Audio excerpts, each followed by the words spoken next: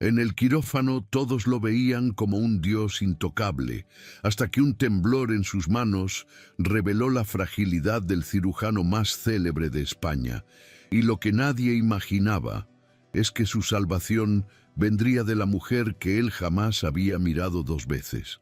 Hola, mis amigas y amigos. Antes de comenzar esta sorprendente historia, dejen en los comentarios desde dónde están viendo y cuéntame cómo va tu día, ¿vale? Y recuerden dar like y suscribirse al canal. El olor metálico de la sangre y el antiséptico era el perfume con el que el doctor Alejandro Vargas se sentía más vivo, el aroma inconfundible del control absoluto de la vida y la muerte obedeciendo al dictado de su bisturí. Era el dios indiscutible de aquel quirófano, una deidad vestida de verde estéril cuyas manos, famosas en toda España, podían reparar los corazones más destrozados. Pero hoy, algo en el aire de su templo era diferente. Una disonancia casi imperceptible en la sinfonía perfectamente afinada de monitores y respiradores. Bajo la luz blanca y omnisciente de la lámpara quirúrgica, su mano, esa extensión de su voluntad que había redibujado las fronteras de la cirugía cardiovascular, vaciló. Fue un temblor infinitesimal, un microsegundo de traición muscular que nadie en su experimentado equipo pareció notar. Todos absortos en la danza precisa y rutinaria de la intervención a corazón abierto. Nadie, excepto Elena García. Desde su puesto como enfermera jefe, un rol que la convertía en la directora de orquesta, silenciosa de aquel ballet de vida o muerte, sus ojos no se perdían detalle. Vio la minúscula gota de sudor que se desprendió de la frente de Alejandro, un punto salino y brillante que trazó un surco anómalo en el rostro habitualmente impasible del cirujano más célebre del Hospital Metropolitano de la capital. El monitor cardíaco del paciente continuaba su pitido rítmico y estable, una prueba de la maestría de Vargas, pero el ritmo de la propia respiración del doctor se quebró por un instante, un jadeo ahogado que fue absorbido por el zumbido de la maquinaria. Antes de que su imponente figura pudiera ceder, antes de que el mito se desplomara sobre el suelo de baldosas inmaculadas, la mano firme y serena de Elena ya estaba en su codo, un ancla discreta en su océano de caos incipiente. «Doctor Vargas, su presión», susurró ella, su voz un murmullo bajo y calmado, un bote salvavidas de profesionalidad en la tormenta que se agitaba dentro de él. Quizá debería tomar un segundo. Por primera vez en los 4 años que llevaban trabajando en el mismo espacio confinado, Alejandro no la vio como una parte más del mobiliario humano, una sombra eficiente que anticipaba sus necesidades, sino como la única fuerza que en ese preciso instante impedía que su universo entero se hiciera añicos. Sus ojos se encontraron y en la profundidad de las pupilas de Elena, él no vio deferencia ni miedo, sino una competencia tranquila que reflejaba, para su horror, la imagen de su propia fragilidad. Alejandro se recompuso con la misma velocidad con la que había flaqueado, atribuyendo el vaído a una noche de insomnio y a las 3 cirugías consecutivas que llevaba encadenadas desde el amanecer. «Estoy perfectamente, enfermera. Alcánceme la sutura de prolene 6-0», ordenó con una voz que, aunque un poco más grave de lo habitual, no admitía réplica. El resto de la operación transcurrió sin incidentes, sus manos recuperando esa precisión mecánica y milimétrica que le había ganado el apodo de «el relojero» entre los residentes. Sin embargo, una vez que el pecho del paciente estuvo cerrado y el último campo estéril fue retirado, una sensación gélida se instaló en el fondo de su estómago. En la soledad de su suntuoso despacho, con vistas panorámicas al Paseo de la Castellana, se despojó de la bata con una violencia contenida. Se miró en el reflejo del gran ventanal, observando la figura alta y atlética que le devolvía la mirada, la fachada de éxito y poder que había construido con tanto esmero, Era Alejandro Vargas, heredero de una fortuna industrial y por méritos propios, el cirujano cardiovascular más joven en dirigir un departamento en la historia del Metropolitano. La debilidad no figuraba en su vocabulario ni en su biología. El episodio del quirófano había sido una anomalía, un fallo insignificante en el sistema. Se sirvió un whisky solo, el líquido ambarino quemando su garganta, e intentó borrar de su mente la imagen de los ojos de la enfermera García, esa mirada serena que había parecido ver directamente a través de su armadura. Elena se llamaba. Sí, Elena García. La recordaba ahora. Una presencia constante pero silenciosa, siempre eficiente, siempre un paso por delante, pero fundamentalmente invisible para él hasta ese humillante instante. Se sentía irritado, no por el mareo, sino por haber sido visto en un momento de vulnerabilidad por alguien a quien consideraba una subordinada sin rostro. Esa noche, el silencio de su apartamento en el Sino de Cientosé, corazón del barrio de Salamanca, un espacio minimalista y frío, decorado con más arte contemporáneo que calidez humana, le pareció más opresivo que nunca. Sobre la mesita de noche de mármol, el reloj de pulso de su padre, un Patek Philippe que había dejado de usar el día que enfermó, parecía una reliquia de un tiempo que se agotaba, un recordatorio de la pérdida que lo había empujado a obsesionarse con el control hasta el punto de deshumanizarse. El universo, sin embargo, tiene una manera irónica de derribar los muros que los hombres construyen para protegerse. Un par de semanas después de aquel incidente, mientras la memoria del temblor en su mano comenzaba a desvanecerse bajo la tiranía de su agenda, el suelo se abrió bajo sus pies, y esta vez no hubo una mano discreta para sostenerlo. Sucedió en la soledad de su hogar, lejos de las miradas de colegas y subordinados, lo cual fue un pequeño y amargo consuelo. Un cansancio profundo, mucho más que físico, se había apoderado de él en los últimos días, una fatiga que ni el sueño ni la cafeína podían mitigar. Lo atribuía al estrés, a la presión constante de su puesto. Pero esa noche, mientras revisaba unos informes médicos, una oleada de vértigo lo golpeó con la fuerza de un puñetazo. Las letras en la página se disolvieron en un borrón ininteligible. Las paredes de su salón parecieron ondular, y una frialdad glacial le recorrió las extremidades.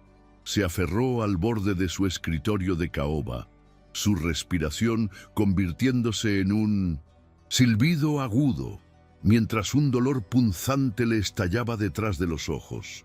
Se desplomó sobre la alfombra persa, el hombre que dictaba el ritmo de los corazones ajenos, escuchando impotente cómo el suyo martilleaba de forma errática y desesperada contra sus costillas. Cuando recuperó la conciencia, el primer rostro que vio fue el de su colega y amigo, el doctor Mateo Morales, jefe de hematología, cuya expresión grave borró cualquier esperanza de que aquello fuera un simple episodio de agotamiento. Lo que siguió fue una cascada de pruebas, análisis y biopsias, un viaje humillante por el otro lado del sistema sanitario que él gobernaba. Se convirtió en un paciente más, un conjunto de síntomas en un historial médico, su cuerpo un territorio extraño que ahora era explorado y analizado por otros. El diagnóstico llegó como una sentencia, pronunciado con la compasión clínica de Morales. Un síndrome mielodisplásico de alto riesgo. Su médula ósea, la fábrica de su vida, estaba fallando. Las síntosis células que debía producir se estaban volviendo defectuosas y la enfermedad avanzaba con una velocidad agresiva. La única cura, la única opción, era un trasplante de médula ósea. La noticia lo devastó, no solo por la amenaza a su vida, sino por la aniquilación total de su identidad. El control que había sido el pilar de su existencia se había evaporado. dejándolo a merced del azar genético y la generosidad de un extraño. El miedo, una emoción que había mantenido encerrada bajo capas de arrogancia y trabajo durante años, emergió con una ferocidad paralizante. Era el mismo miedo que había visto en los ojos de su padre durante sus últimos meses. Un terror a la impotencia que Alejandro se había jurado a sí mismo no experimentar jamás. De repente, su inmensa fortuna no servía de nada. No podía comprar una médula compatible. Su prestigio profesional era inútil. No podía operar su propia salvación. Comenzó la búsqueda frenética de un donante. Sus familiares más cercanos fueron descartados uno por uno, sus perfiles genéticos cercanos, pero no lo suficientemente idénticos. La base de datos nacional e internacional de donantes arrojó un resultado desolador: 0 compatibilidades. Cada llamada de Mateo Morales con un resultado negativo era un clavo más en el ataúd de su esperanza. Se aisló en su apartamento, que ahora se sentía menos como una fortaleza y más como una lujosa celda.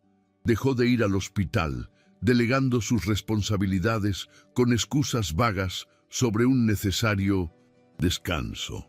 El reloj de su padre sobre la mesita de noche parecía burlarse de él, sus manecillas detenidas marcando la hora exacta en que su propio tiempo había comenzado a agotarse. Pasaba las noches en vela, recorriendo mentalmente cada decisión de su vida, cada puente que había quemado con su ambición, cada persona a la que había tratado con displicencia, preguntándose si el universo le estaba cobrando una deuda kármica. La arrogancia se desprendió de él como una piel muerta, reemplazada por una vulnerabilidad cruda y aterradora que no sabía cómo manejar. Fue en una tarde gris y lluviosa, cuando la desesperación había alcanzado su punto más álgido, que Mateo Morales se presentó en su apartamento sin avisar. Su rostro no era el del portador de malas noticias, sino que mostraba una mezcla de cautela, asombro y una pizca de incomodidad. «Alejandro, hemos hecho algo un poco heterodoxo», comenzó Mateo, sentándose en el borde de uno de los carísimos sofás de diseño. «Con la aprobación del Comité de Bioética y dada la urgencia de tu caso, hemos realizado una campaña de compatibilidad voluntaria y anónima entre el personal del hospital. Era una posibilidad entre 1.000.000, pero se detuvo, y el silencio que llenó la habitación fue más tenso que cualquier emergencia en un quirófano. Alejandro contuvo la respiración, sin atreverse a albergar una esperanza que pudiera ser destrozada de nuevo. «¿Y bien?», logró articular, su voz ronca por el desuso. Mateo lo miró fijamente, como si midiera el impacto de sus próximas palabras. «Hemos encontrado a alguien, un donante, no solo compatible, sino una compatibilidad de 10 sobre 10, un espejo genético. Es algo que casi nunca vemos fuera de hermanos de sangre». Una oleada de alivio tan intensa que casi lo hizo llorar recorrió el cuerpo de Alejandro. Era real. Había una oportunidad. Gracias a Dios. ¿Quién es? ¿Alguien del equipo de cirugía? ¿Quizá de cardiología? Quiero agradecérselo personalmente, por supuesto. Le deberé la vida». Mateo desvió la mirada por un instante, un gesto que no pasó desapercibido para el agudo instinto de diagnóstico de Alejandro. «Ahí está la complicación, amigo. La persona es la jefa de enfermeras de tu propio departamento. Se llama Elena García». El nombre impactó a Alejandro como un desfibrilador a máxima potencia. Elena García, la mujer de la mirada serena, la sombra eficiente que había presenciado su momento de debilidad, la empleada a la que apenas había dirigido la palabra si no era para dar una orden. De entre los miles de empleados del hospital, de entre los millones de personas en el mundo, su salvación residía en el cuerpo de la única persona que lo había visto caer del pedestal. La ironía era tan cruel, tan poética que solo pudo dejar escapar una risa hueca y amarga que resonó en el silencio de su jaula de oro.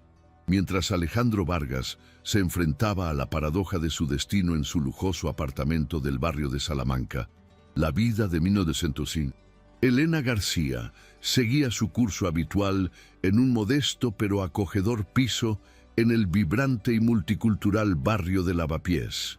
Su mundo era un universo aparte del de él, uno medido no en logros profesionales y saldos bancarios, sino en dosis de medicación y pequeñas victorias diarias contra la enfermedad. Su apartamento, lleno de libros, plantas y el aroma constante de tila, era el santuario que compartía con su hermana menor, Lucía, una joven de 22 años cuya risa era tan brillante como frágil. Era su salud. Lucía padecía una forma agresiva de lupus que requería un tratamiento experimental y costosísimo, un gasto que consumía la mayor parte del sueldo de Elena y la mantenía en un estado de perpetua ansiedad financiera. Cada turno extra, cada hora de más en el hospital, era un paso más para asegurar que a Lucía no le faltara nada. Era esta responsabilidad, este amor incondicional, la verdadera fuerza motriz de Elena. Su legendaria calma bajo presión no era una cualidad innata, sino una habilidad forjada en el fuego de innumerables emergencias domésticas, de noches en vela controlando fiebres y consolando dolores que ningún analgésico podía aliviar. Su deseo más profundo no era el reconocimiento profesional, sino la simple y llana estabilidad que le permitiera cuidar de su hermana sin el miedo constante a que una factura imprevista derrumbara su precario equilibrio. En su uniforme, sobre el bolsillo del pecho, siempre llevaba un pequeño broche con forma de girasol, un regalo de su Lucía que simbolizaba la esperanza y la tenacidad de buscar la luz, incluso en los días más oscuros. Aquella tarde, mientras ayudaba a su hermana con su medicación, recibió la llamada del doctor Morales. La noticia de que era compatible con el doctor Vargas la dejó en un silencio atónito. Su primer pensamiento no fue de orgullo ni de compasión, sino un cálculo frío y rápido de los riesgos. Una donación de médula ósea era un procedimiento invasivo, requería anestesia, tiempo de recuperación, tiempo que no podía permitirse perder, dinero que no podía permitirse no ganar. Y luego estaba el propio doctor Vargas, un hombre cuya arrogancia era tan legendaria como su habilidad quirúrgica. Un jefe que la había tratado con una indiferencia tan cortés como insultante durante años. ¿Por qué debería ella arriesgar su salud y su estabilidad por él? Pero entonces miró a Lucía, que la observaba con curiosidad desde el sofá, y la respuesta se hizo dolorosamente clara. Ella entendía, mejor que nadie, lo que significaba depender de la bondad y el sacrificio de otro para seguir viviendo. El encuentro se produjo 2 días después, en una pequeña sala de reuniones anona que olía a desinfectante y a café quemado, un territorio neutral elegido por Mateo Morales para facilitar la conversación más difícil de la vida de Alejandro. Él llegó primero, vestido con un traje impecable que ahora le quedaba ligeramente holgado, su rostro pálido y con ojeras que ni el mejor tejido italiano podía disimular. Se sentó y esperó, sus manos entrelazadas sobre la mesa, sintiéndose tan vulnerable como uno de sus pacientes en la consulta preoperatoria. Cuando Elena entró, puntual como siempre, lo hizo con una serenidad que lo desarmó. No había en ella ni rastro de triunfo, ni de rencor, ni siquiera de lástima. Vestía su uniforme de enfermera, su armadura profesional, y en sus ojos solo había una evaluación tranquila y metódica de la situación. Se sentó frente a él, manteniendo una distancia, respetuosa pero firme. Fue él quien rompió el silencio, su voz apenas un susurro. Señorita García, Elena, sé que el doctor Morales ya ha hablado con usted. No sé qué decir. Gracias. Parece una palabra ridículamente pequeña para lo que le estoy pidiendo. Elena lo observó durante un largo momento, su mirada recorriendo su rostro, notando los signos de la enfermedad que su ojo clínico no podía ignorar. «Doctor Vargas», comenzó ella, su tono tan profesional como si estuvieran discutiendo el plan de cuidados de un paciente. «Entiendo la gravedad de su situación y como profesional de la salud, mi instinto es ayudar». Un atisbo de esperanza se encendió en el pecho de Alejandro, pero ella levantó una mano para detenerlo. «Sin embargo, esto no es un procedimiento rutinario. Hay riesgos para mí, físicos, por supuesto, pero también profesionales.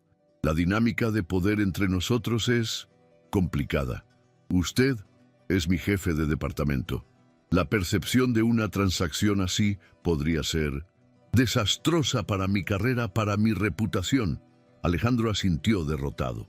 «Por supuesto, lo entiendo. Haré lo que sea. Le firmaré cualquier documento, le ofreceré una compensación económica generosa, lo que usted...» «No», lo interrumpió ella, su voz cortante por primera vez. «No quiero su dinero, doctor. Eso sería ilegal y éticamente monstruoso. Convertiría un acto de humanidad en una transacción comercial, y no voy a participar en eso». El rechazo de su oferta económica lo dejó sin palabras, despojado de la última herramienta de poder que creía poseer. Se quedó mirándola, viendo por primera vez no a la enfermera, sino a la mujer. Una mujer con una integridad de acero, cuyos principios no estaban en venta.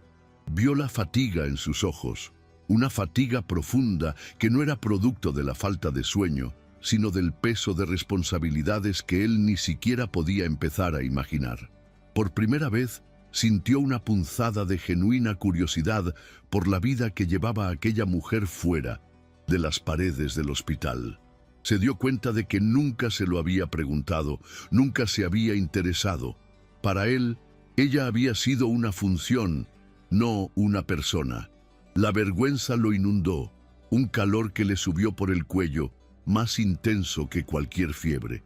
Mientras él se perdía en su propia autoevaluación, Elena continuaba con su análisis metódico, su mente procesando todas las variables como una supercomputadora. Pensó en Lucía, en las facturas, en el miedo, pero también pensó en su juramento profesional y en la simple decencia humana. La decisión que tomó en ese momento no fue un acto de sumisión ni de sacrificio ciego. Fue una elección consciente, un acto de poder. Se dio cuenta de que por primera vez las tornas habían girado. Él la necesitaba a ella. Su vida dependía de su decisión. Este conocimiento no la llenó de un deseo de venganza, sino de una claridad absoluta sobre lo que debía hacer para protegerse a sí misma y a su hermana. Tras un silencio que pareció durar una eternidad, Elena juntó las manos sobre la mesa, un gesto que denotaba una resolución inquebrantable. Miró a Alejandro directamente a los ojos, su mirada firme, sin rastro de la deferencia que solía mostrarle. En ese instante, dejó de ser la enfermera invisible y se convirtió en la arquitecta de su supervivencia. Su voz, cuando finalmente habló, era tranquila pero cargada con el peso de una decisión irrevocable. Una voz que cambiaría el curso de sus dos vidas para siempre. «Doctor Vargas», dijo, cada palabra cuidadosamente elegida. «Acepto ser su donante, lo haré, pero no será bajo sus términos, ni siquiera bajo los del hospital, será bajo los míos, y tengo una condición». La palabra condición flotó en el aire viciado de la sala de reuniones y por primera vez en mucho tiempo, Alejandro Vargas se sintió completamente despojado de cualquier poder.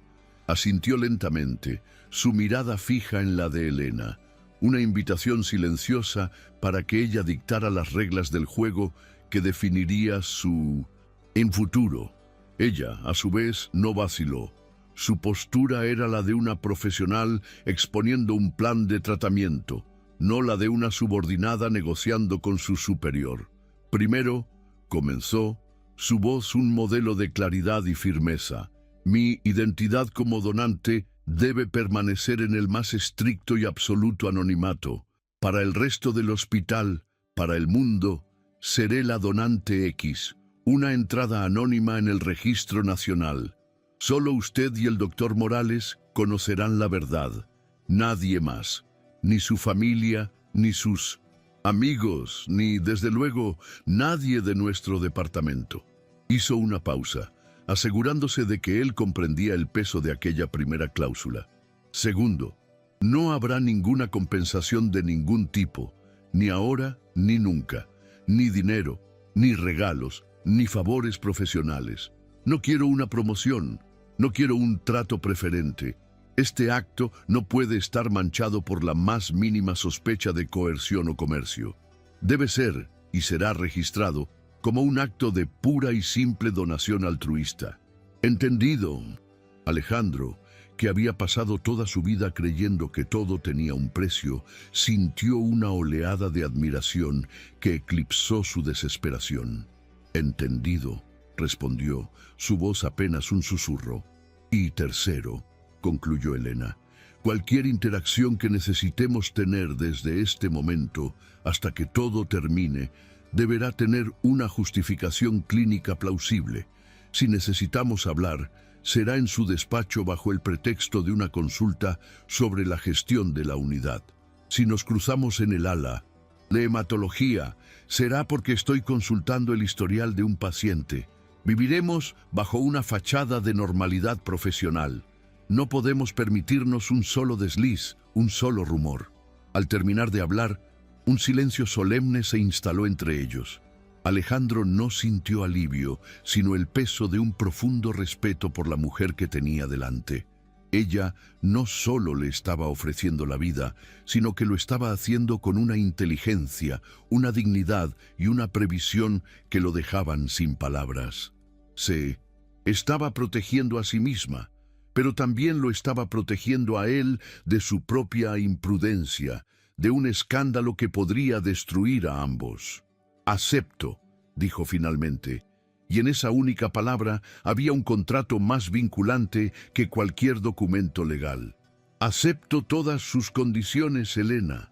Gracias». Por primera vez, pronunció su nombre sin que sonara como una orden, sino como el reconocimiento de una igual. Así comenzó el periodo más extraño de sus vidas, una danza secreta de encuentros clandestinos a plena vista. Las semanas previas al trasplante estuvieron marcadas por una serie de pruebas y extracciones de sangre que Elena debía realizarse. Cada una de estas citas se convirtió en un pequeño acto de teatro. Se encontraban en las frías y asépticas salas del ala de hematología, rodeados de otros pacientes y personal sanitario, y representaban sus papeles a la perfección. Él era el doctor Vargas, el eminente jefe de cirugía, mostrando un interés profesional por el caso de un donante anónimo. Ella era la enfermera García, eficiente y discreta, colaborando con el protocolo. Pero bajo la superficie de aquella profesionalidad, algo comenzó a cambiar. Durante una de las extracciones, Alejandro, que había manejado miles de agujas en su carrera, se encontró mirando hacia otro lado, una tensión inusual en su mandíbula. Elena, preparando su brazo con un algodón empapado en alcohol, notó su rigidez. «¿Nervioso, doctor?», preguntó con un atisbo de humor seco en su voz. Él soltó una risa corta y forzada. «Es ridículo, lo sé. Supongo que es más fácil sostener el bisturí que ofrecer el brazo. La perspectiva lo cambia todo», replicó ella mientras insertaba la aguja, con una destreza que él, como cirujano, no pudo dejar de admirar.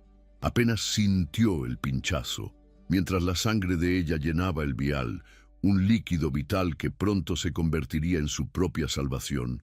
Sus miradas se cruzaron. En ese instante, la barrera de sus roles se disolvió, y fueron simplemente un hombre asustado y una mujer valiente, unidos por una aguja y un destino compartido.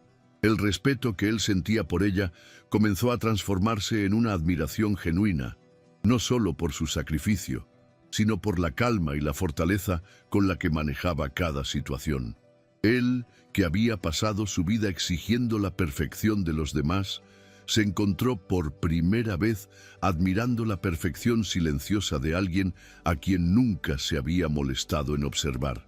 La aproximación forzada por las circunstancias continuó abriendo pequeñas grietas en la armadura de Alejandro. En otra ocasión, un retraso en el laboratorio los obligó a esperar juntos en una desolada sala de espera durante casi una hora. El silencio inicial, cargado de la incomodidad de su extraña relación, dio paso a una conversación vacilante. Fue él quien dio el primer paso hacia un territorio más personal, su curiosidad finalmente más fuerte que su orgullo. Sus ojos se fijaron en el pequeño broche de girasol que ella siempre llevaba en su uniforme. «Ese broche», dijo en voz baja, como si temiera romper algún protocolo no escrito. «Nunca se lo quita. Debe de ser importante». Elena instintivamente llevó una mano a la pequeña joya de esmalte, sus dedos rozando los pétalos amarillos. Una suave sonrisa, la primera que él le veía dedicar, iluminó su rostro. «Fue un regalo», respondió, su mirada perdiéndose por un momento en el recuerdo. «De mi hermana, Lucía. Dice que soy como un girasol, que siempre intento buscar la luz». No entró en detalles sobre la enfermedad de Lucía, pero el afecto en su voz al pronunciar su nombre pintó un cuadro vívido en la mente de Alejandro. De repente, Elena García dejó de ser una entidad bidimensional definida por su uniforme. Se convirtió en una mujer con una vida, con lazos, con un amor tan profundo que la impulsaba a buscar la luz incluso en la oscuridad de un hospital. Él, que no tenía a nadie a quien llamar su sol, sintió una punzada de algo que se parecía mucho a la envidia, pero que también estaba teñido de una profunda y naciente ternura. Empezó a comprender que la fuerza de Elena no provenía de la ausencia de miedo o debilidad, sino de la presencia abrumadora de un propósito que iba más allá de sí misma. Se dio cuenta de que mientras él había pasado su vida construyendo un legado de logros profesionales, ella había estado construyendo algo infinitamente más valioso, un santuario de amor y cuidados para alguien a quien amaba. Mientras el pacto secreto entre Alejandro y Elena se fortalecía en la intimidad de las salas de espera y las consultas encubiertas, otras fuerzas dentro del hospital comenzaban a moverse, impulsadas por la ambición y la sospecha. La doctora Isabel Serrano, jefa del Departamento de Cirugía Plástica y una de las figuras más influyentes del Comité de Ética del hospital, nunca había ocultado su deseo de ocupar el puesto de Alejandro. Era una mujer brillante y estratégica, cuya sonrisa encantadora ocultaba una mente tan afilada y peligrosa como un bisturí de obsidiana. La prolongada y misteriosa ausencia de Alejandro Vargas, el hombre que consideraba el trabajo como su única religión, había activado todas sus alarmas. No creía en la historia oficial de un agotamiento severo. Alejandro no se agotaba. Se consumía y se regeneraba en el fuego de su propia ambición. Durante una reunión del Consejo de Dirección, Isabel dejó caer su primer dardo envenenado. «Espero que Alejandro se recupere pronto», dijo con un tono de falsa preocupación que no engañó a nadie, aunque su ausencia prolongada nos obliga a considerar planes de contingencia para la dirección de un departamento tan crucial. La estabilidad es primordial. Sus palabras, cuidadosamente elegidas, sembraron la primera semilla de la duda sobre la capacidad de Alejandro para seguir al mando. Sus ojos, siempre alerta, comenzaron a observar, a recopilar pequeños detalles, a conectar puntos que otros pasaban por alto. Notó las frecuentes visitas de Elena García al ala de hematología, algo inusual para una enfermera jefe de cardiología. Vio la discreción con la que el doctor Morales manejaba todo lo relacionado con el caso Vargas. Isabel Serrano no sabía qué estaba pasando, pero su instinto le decía que la debilidad de su rival presentaba una oportunidad, y ella era una experta en explotar las oportunidades hasta sus últimas consecuencias. La noche antes de los procedimientos de donación y trasplante, el miedo que Alejandro había mantenido a raya finalmente rompió todas sus defensas. Confinado en una habitación de aislamiento para preparar su cuerpo con una primera ronda de quimioterapia, se sintió más solo y vulnerable que nunca. Las paredes blancas y estériles de la habitación parecían encogerse a su alrededor, y el único sonido era el goteo constante del suero intravenoso, un metrónomo que marcaba el tiempo hacia un futuro incierto. Incapaz de soportar el peso de su propio terror, hizo algo que nunca habría imaginado. Cogió el teléfono del hospital y marcó el busca de Elena. Cuando ella respondió, su voz tranquila y profesional al otro lado de la línea fue un bálsamo para su alma atormentada. Él comenzó con un pretexto, una pregunta técnica sobre el protocolo, pero su fachada se desmoronó rápidamente. «Elena», dijo, su voz quebrándose, «tengo miedo». La confesión quedó suspendida en el aire, una admisión de una fragilidad que había negado toda su vida. «No le temo a la muerte, no exactamente. He lidiado con ella todos los días de mi carrera. A lo que le temo es a la impotencia, a convertirme en un cuerpo inerte en una cama, dependiente de las máquinas, de la piedad de otros.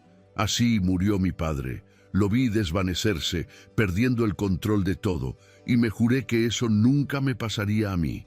Su confesión fue un torrente, la liberación de un pavor que lo había perseguido durante años y que había moldeado su personalidad arrogante como una armadura. Esperaba una respuesta compasiva pero clínica, unas palabras de ánimo ensayadas. Pero la respuesta de Elena fue algo mucho más profundo. Hubo un largo silencio al otro lado de la línea, y por un momento Alejandro temió haberla asustado, haber cruzado una línea invisible en su delicado acuerdo. Pero cuando Elena habló, su voz estaba teñida de una empatía que solo podía nacer de una experiencia compartida. «El control es una ilusión, doctor. Creemos que lo tenemos, nos aferramos a él, pero es como intentar sujetar el agua con las manos». Hizo una pausa, y Alejandro pudo oír el suave murmullo de la vida de su apartamento al fondo. Lo aprendes de la forma más dura. Lo aprendes cuando la vida de la persona que más amas en el mundo depende de un tratamiento que puede dejar de funcionar mañana, de un cuerpo que decide rebelarse sin previo aviso. Mi hermana, Lucía, ella me enseñó esa lección. Luchamos cada día, y en esa lucha he aprendido que la verdadera fuerza no está en no caer, sino en saber que alguien te ayudará a levantarte. No está en el control, sino en la confianza. Sus palabras no eran un consuelo vacío, eran un trozo de su propia alma, una verdad forjada en su propia batalla personal.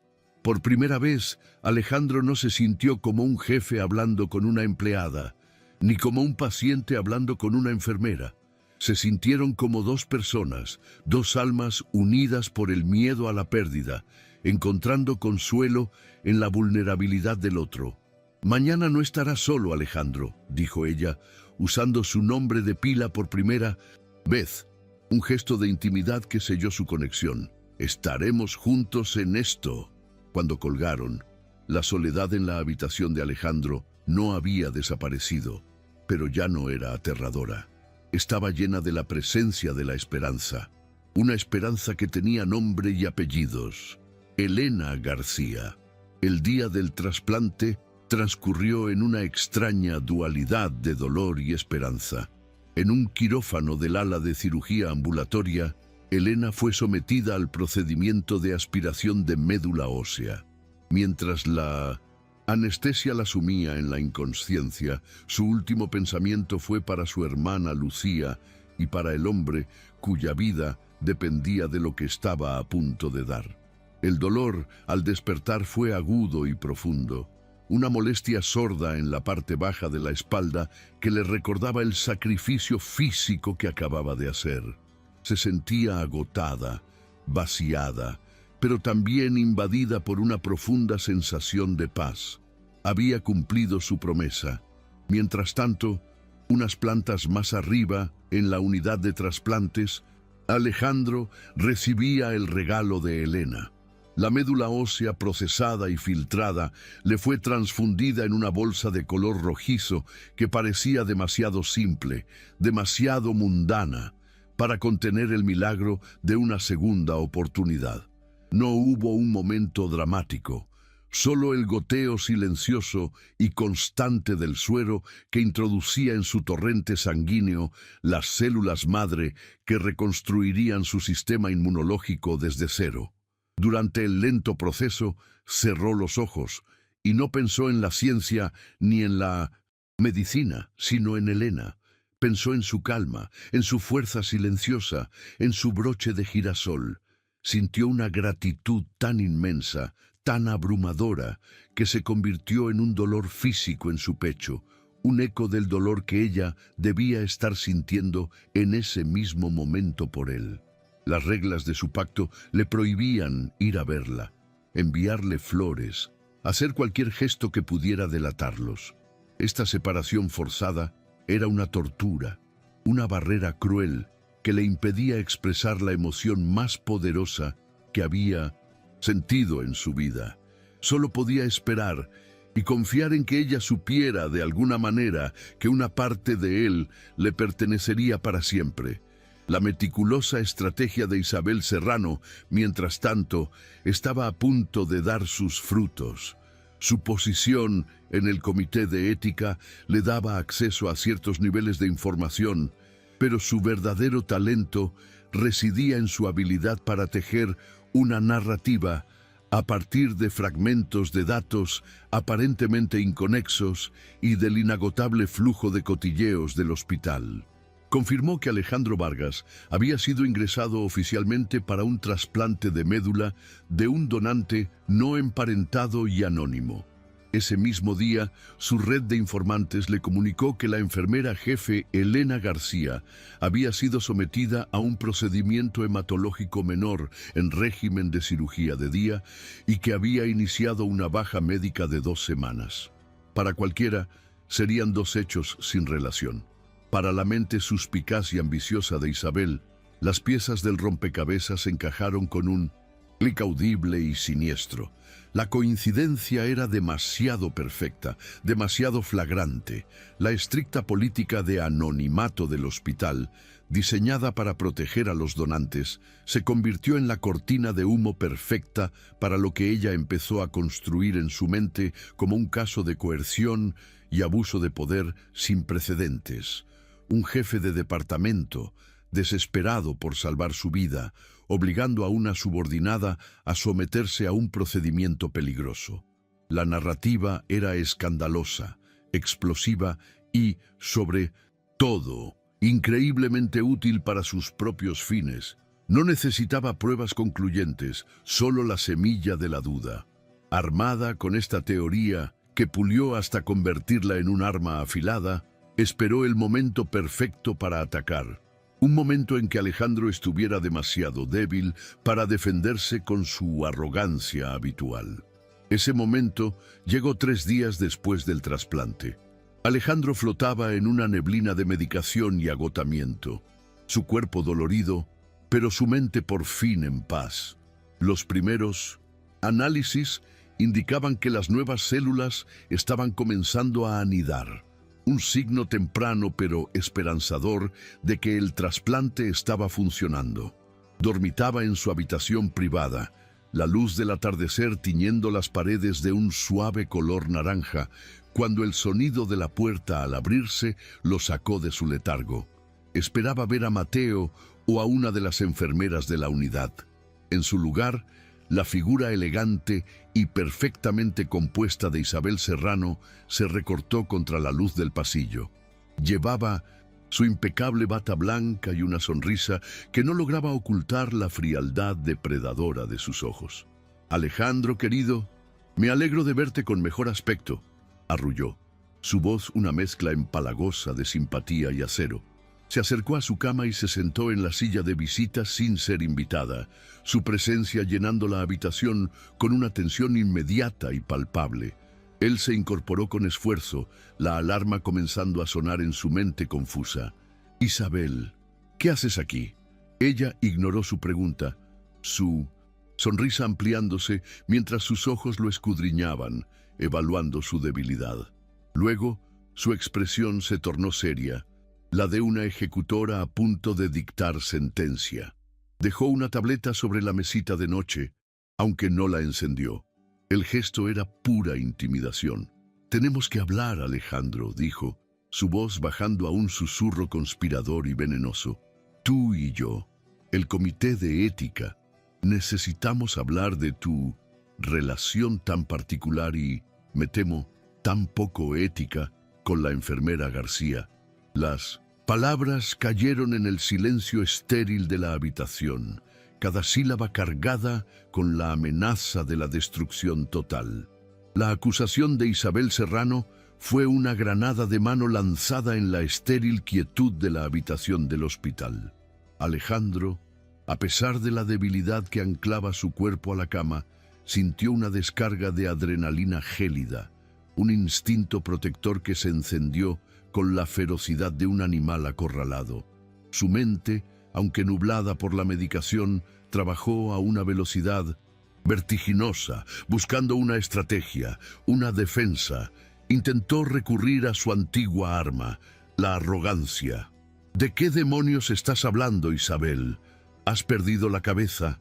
Es una acusación delirante y difamatoria», espetó, su voz más débil de lo que le hubiera gustado, pero teñida de su antigua autoridad. Isabel, sin embargo, no se inmutó. Estaba preparada para aquella reacción. Mantuvo su sonrisa condescendiente, saboreando su posición de poder. «Oh, Alejandro, por favor, ahórrate el teatro». «No, estoy hablando de comprar una donación. No soy tan burda. Estoy hablando de algo mucho más sutil y, por lo tanto, mucho más perverso. Coerción, influencia indebida».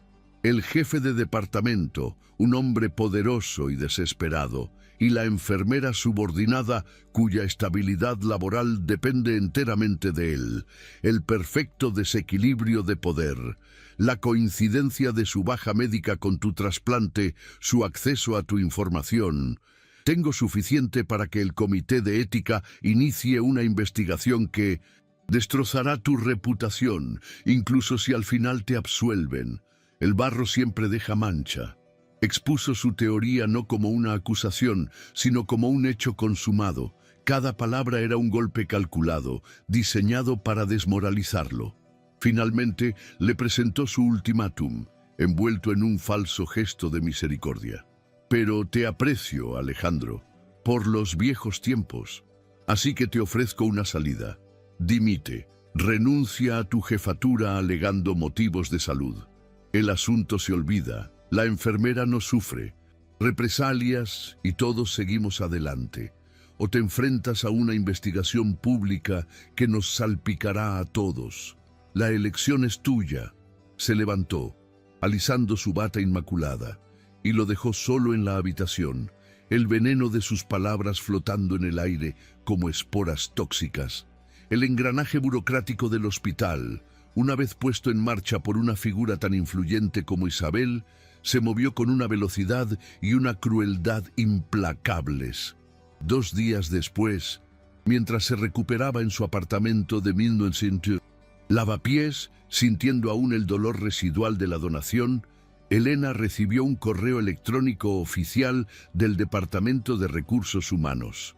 El asunto era aséptico. Notificación de suspensión administrativa. Su corazón se detuvo mientras leía el lenguaje corporativo y frío que le informaba de que estaba suspendida de empleo y sueldo con efecto inmediato, pendiente del resultado de una investigación sobre una posible conducta profesional inapropiada y una grave violación del código ético del hospital. El mundo se le vino abajo. El suelo bajo sus pies, que siempre había sentido tan sólido gracias a su trabajo y su competencia, se convirtió en arenas movedizas. Su peor pesadilla, la que la había hecho dudar en un principio, se estaba materializando. No era solo la humillación o la injusticia de la acusación, era el terror práctico y paralizante de la supervivencia. Miró hacia el salón, donde Lucía dormitaba en el sofá, ajena a la tormenta que acababa de desatarse. Sin su sueldo, ¿cómo pagaría la próxima tanda de su carísimo tratamiento? ¿Cómo comprarían la comida? ¿Cómo mantendrían aquel pequeño santuario que con tanto esfuerzo había construido? El sistema al que había dedicado su vida, en el que había confiado, la estaba devorando. El broche de girasol en el uniforme que colgaba detrás de la puerta parecía una burla cruel, un símbolo de una esperanza que se sentía repentinamente ingenua y estúpida. Se abrazó a sí misma, temblando, no por el frío, sino por la furia, impotente y el miedo desgarrador que la consumían. La noticia de la suspensión de Elena llegó a oídos de Alejandro a través de Mateo Morales, cuya voz al teléfono estaba cargada de ira y frustración. La suspensión de Alejandro fue casi una formalidad. Ya estaba de baja médica, pero el estigma era el mismo. El aislamiento fue inmediato y brutal. Colegas que antes lo saludaban con reverencia, ahora evitaban su mirada en los pasillos durante sus visitas para el seguimiento post-trasplante. La noticia se había extendido por el hospital como una infección, mutando con cada conversación. En una versión, él era un monstruo sin escrúpulos que había acorralado a una empleada vulnerable. En otra, ella era una trepadora astuta que había visto una oportunidad de oro para chantajear a su jefe enfermo. La verdad, como siempre, era la primera víctima. Elena sufrió el mismo ostracismo. Cuando tuvo que acudir a una de sus revisiones médicas, el ambiente en la planta de hematología fue gélido. Las sonrisas amables de sus compañeras enfermeras fueron reemplazadas por miradas de reojo y susurros que se acallaban bruscamente cuando ella pasaba. Se sentía como una paria, marcada con una letra escarlata invisible. La soledad era una celda, y se dieron cuenta de que, en medio de aquel naufragio profesional y social, solo se tenían el uno al otro. Su pacto de secreto, diseñado para protegerlos, se había convertido en una jaula que les impedía defenderse públicamente sin revelar una verdad que, en el contexto de la investigación, sonaría a una coartada desesperada. La humillación era un veneno lento que amenazaba con destruir no solo sus carreras, sino también la conexión que apenas comenzaba a florecer entre ellos. Desesperado y consumido por la culpa, Alejandro supo que tenía que actuar. Se sentía responsable de haber arrastrado a Elena a su desastre personal. Organizó un encuentro secreto, lejos de las paredes del hospital que ahora se sentían hostiles y llenas de espías. Se citaron en el Parque del Buen Retiro, bajo la sombra de un castaño de Indias, un domingo por la mañana. La normalidad de la escena, familias paseando, niños riendo, el sol filtrándose entre las hojas, contrastaba dolorosamente con la tormenta que ambos llevaban dentro. Alejandro tenía un aspecto mucho más saludable. El color había vuelto a su rostro y la fuerza a su cuerpo. Sin embargo, sus ojos estaban oscurecidos por una angustia que no había tenido ni en los peores momentos de su enfermedad. Se sentaron en un banco, manteniendo una distancia que ninguno de los dos se sentía con derecho a cruzar. «Elena, lo siento tanto», comenzó, su voz ronca de emoción. «Nunca quise esto. Nunca imaginé que la ambición de Isabel pudiera llegar tan lejos. Pero he tomado una decisión». La miró, sus ojos suplicando su comprensión. «Voy a dimitir. Esta tarde redactaré mi carta de renuncia. Les daré exactamente lo que quieren. Asumiré toda la culpa. Diré que te presioné, que me aproveché de mi posición.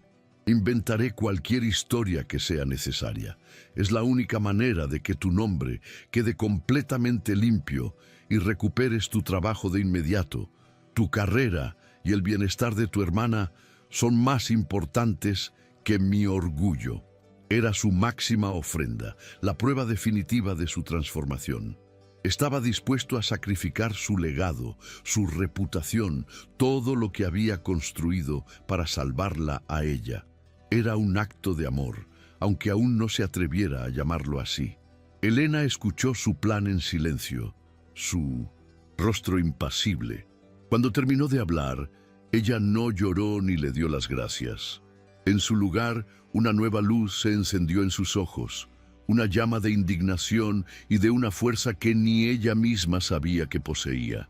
Se giró para mirarlo de frente, su voz tranquila pero vibrante, con una intensidad que lo dejó paralizado.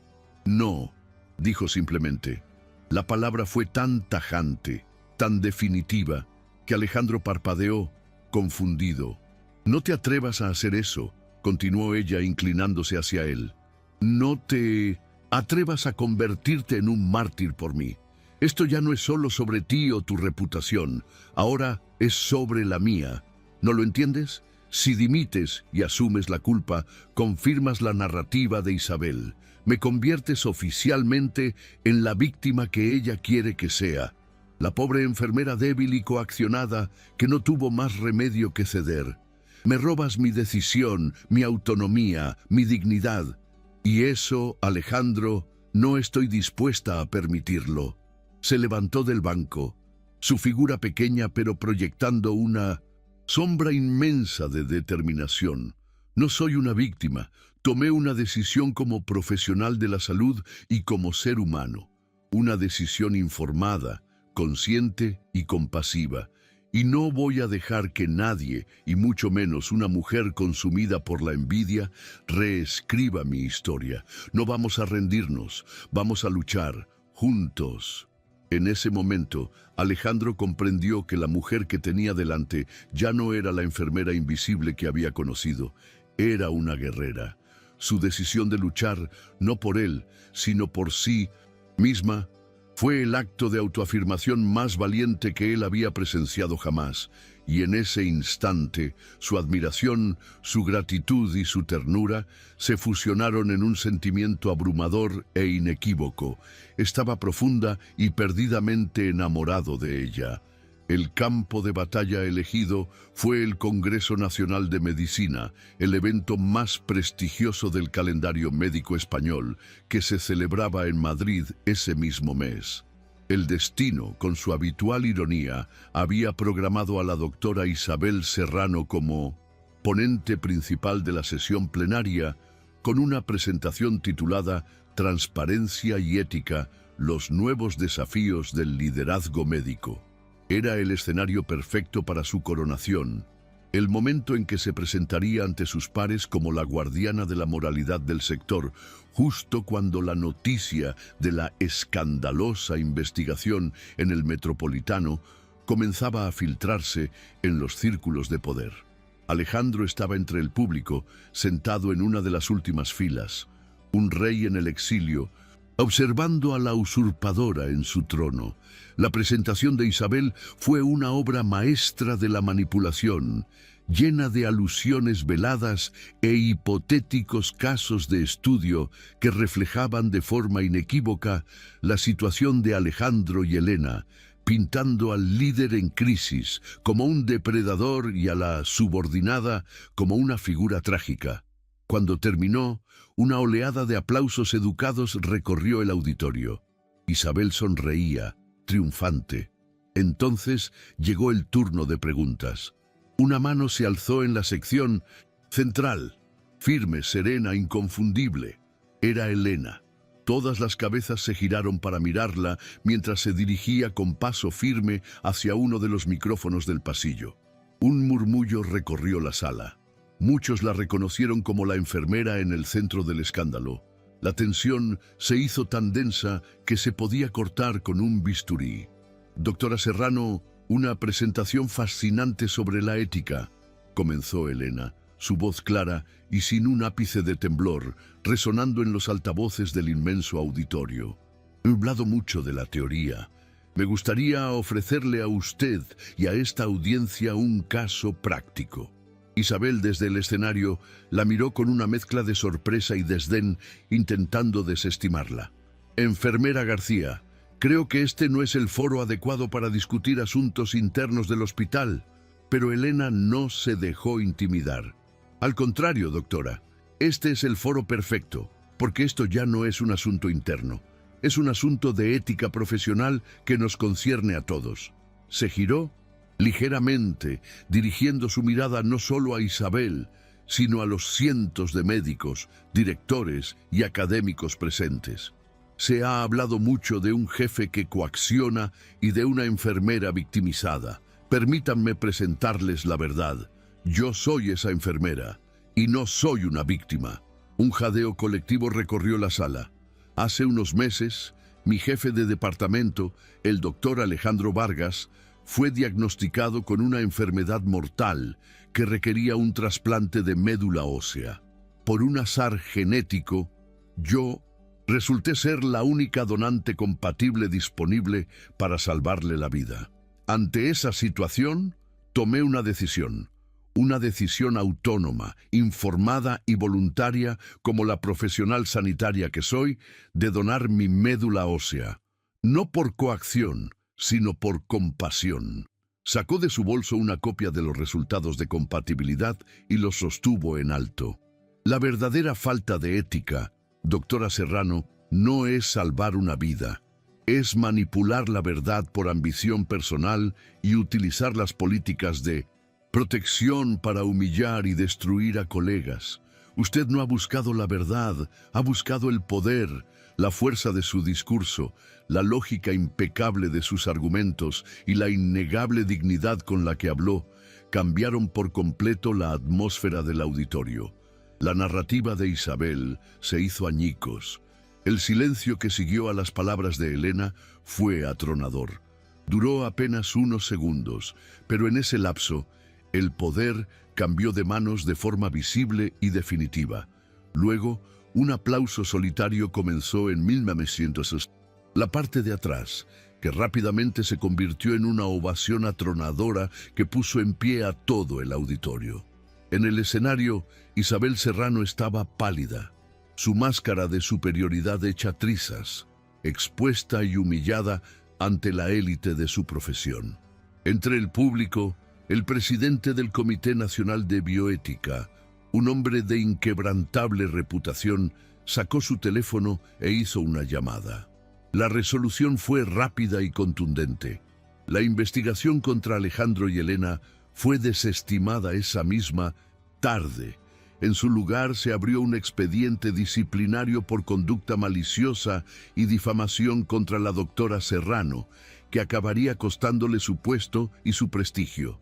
Más tarde, en el bullicioso vestíbulo del centro de convenciones, mientras la gente se arremolinaba para felicitar a Elena, Alejandro finalmente logró abrirse paso hasta ella.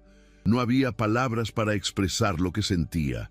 La miró con una mezcla de asombro, gratitud y un amor tan profundo que le dolía el pecho. «Salvaste mi vida». En un quirófano, Elena dijo, su voz ahogada por la emoción, importándole poco quién pudiera oírlo. «Pero lo que has hecho hoy has salvado mi alma». Ella le sonrió, una sonrisa genuina y radiante, y por primera vez, en público, tomó su mano.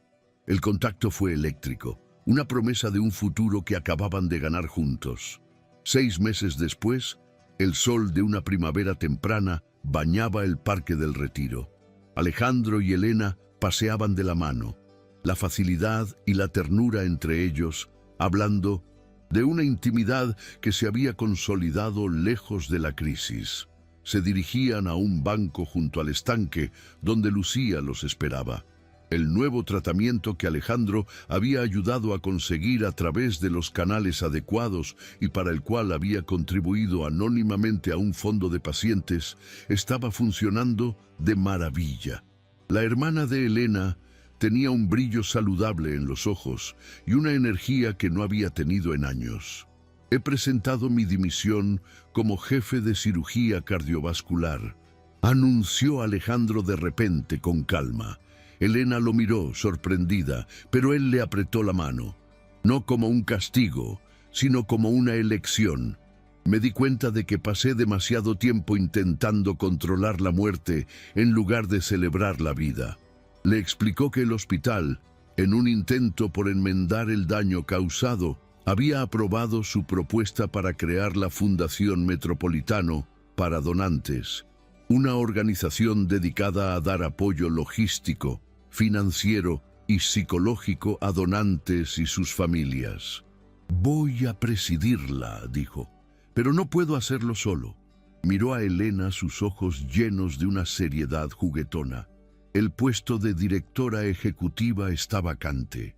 Requiere a alguien con una integridad inquebrantable, una compasión infinita y la capacidad de poner en su sitio a un presidente ocasionalmente arrogante. ¿Conoces a alguien así? Elena rió, una risa cristalina y feliz que se mezcló con el sonido de las hojas de los árboles. Puede que se me ocurra a alguien, respondió. Se inclinaron el uno hacia el otro, y su beso fue una promesa silenciosa, la conclusión perfecta de una historia que había comenzado con un temblor de debilidad y había florecido en la más inesperada y poderosa de las fortalezas, la de dos personas que se habían encontrado y salvado mutuamente en la más profunda de las vulnerabilidades.